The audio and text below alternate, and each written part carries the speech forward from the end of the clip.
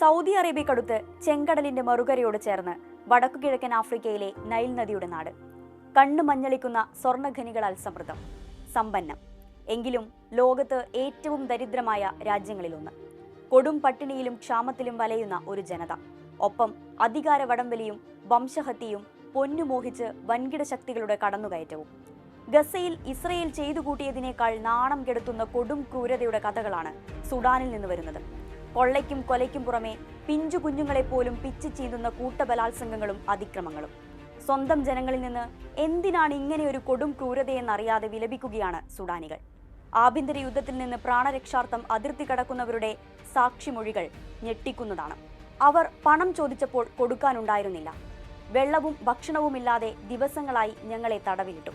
രാത്രിയിൽ വല്ലാതെ ഉപദ്രവിച്ചു. ഒന്ന് കണ്ണടയ്ക്കാൻ പേടിയാണ്. അവർ ബലാത്സംഗം ചെയ്യും. ഞാൻ എൻ്റെ കണ്ണുകൊണ്ട് കണ്ടു. പണം കൊടുക്കാനില്ലെങ്കിൽ അവർ പെൺമക്കളെ പിടിച്ചുകൊണ്ടുപോകും. കൂട്ടബലാത്സംഗങ്ങളായിരുന്നു. ഒരാൾക്ക് പിന്നാലെ മറ്റൊരാൾ, പരസ്യമായി എല്ലാവരുടെയും മുന്നിൽ വെച്ച്. ആർക്കും അത് തടയാനാവില്ല. ആ രംഗങ്ങൾ കണ്ണിൽ നിന്ന് പോകില്ല. എന്നും അത് ദുസ്വപ്നമായി വരും. സുഡാനിലെ എൽഫാഷർ നഗരത്തിൽ നിന്ന് പലായനം ചെയ്ത അമീറ എന്ന ആ അമ്മ തവിലയിലെ ഒരു താൽക്കാലിക ഷെൽട്ടറിൽ കിടന്ന് പറയുകയാണ്, എന്താണ് സുഡാനിൽ സംഭവിക്കുന്നത്?